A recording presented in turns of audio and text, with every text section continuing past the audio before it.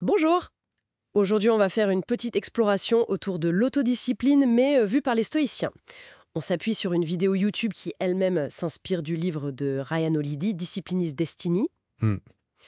Notre but, essayer d'en tirer quelques clés pratiques pour le contrôle de soi, la gestion des émotions face aux galères. On y va? Oui, allons-y. C'est pertinent parce que l'idée, c'est de voir comment ces vieux principes peuvent encore nous parler aujourd'hui. Surtout dans notre monde actuel, qui est très axé sur le plaisir immédiat, l'évitement de l'inconfort. Exactement. C'est un vrai défi, en fait. Alors justement, première idée forte qui ressort, cette nécessité de modérer un peu nos appétits. La source dit bien que le corps, lui, il peut vouloir l'excès, tu vois.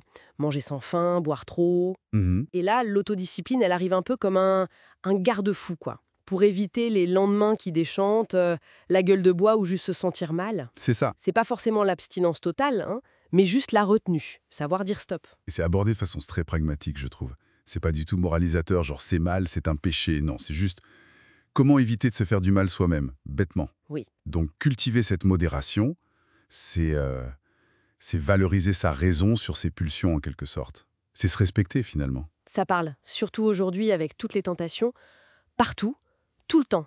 Et ça m'amène à une deuxième idée qui est peut-être un peu plus contre-intuitive. Chercher l'inconfort, mais volontairement. Ah oui, l'exemple de Sénèque. Oui, voilà. Le type est richissime et pourtant, il choisit de vivre parfois comme un pauvre. Pourquoi faire ça? Ben, c'est une sorte d'entraînement, de vaccin contre les coups durs. En se mettant volontairement dans des conditions un peu rudes, genre dormir par terre, manger très simple, il se prouvait qu'il pouvait tenir. D'accord. Ça diminue la peur de tout perdre et ça renforce la résilience. C'est vraiment pour s'endurcir. Ça prépare quoi? Exactement. Ça prépare. On retrouve ça aussi avec Eisenhower, cité dans la source, qui arrête de fumer, alors qu'il fumait énormément, 3-4 paquets par jour pendant des décennies. Ah oui, quand même. Et il arrête net, à 58 ans, par discipline, par devoir envers sa santé pour continuer à servir. La question derrière, c'est est-ce qu'on commencerait ces habitudes si on savait où ça mène? Il s'agit d'être maître de soi, pas esclave. C'est puissant comme idée de s'endurcir volontairement.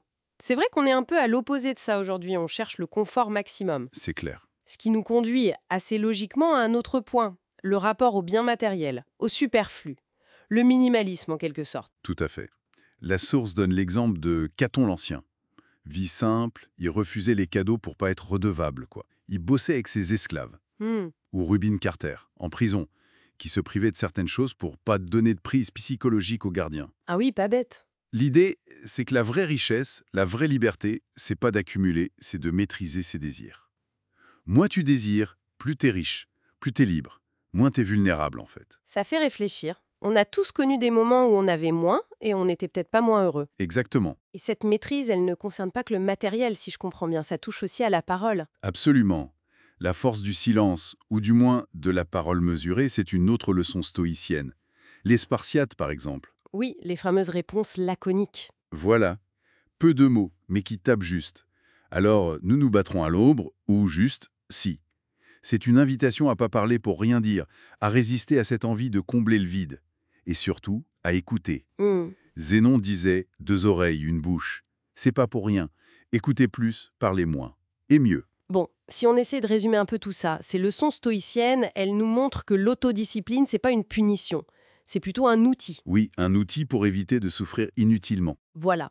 Pour gagner en liberté intérieure, en force face à l'adversité, c'est un chemin qui passe par la modération, par une dose choisie d'inconfort, Mhm.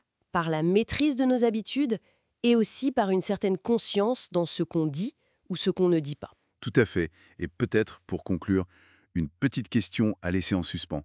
Où est-ce qu'on pourrait mettre une petite dose de retenue ou un petit défi d'inconfort volontaire dans notre quotidien? Hmm. Pas comme une contrainte, mais vraiment comme un petit exercice, un entraînement pour muscler notre capacité à faire face, à rester maître de nous-mêmes, peu importe ce qui arrive.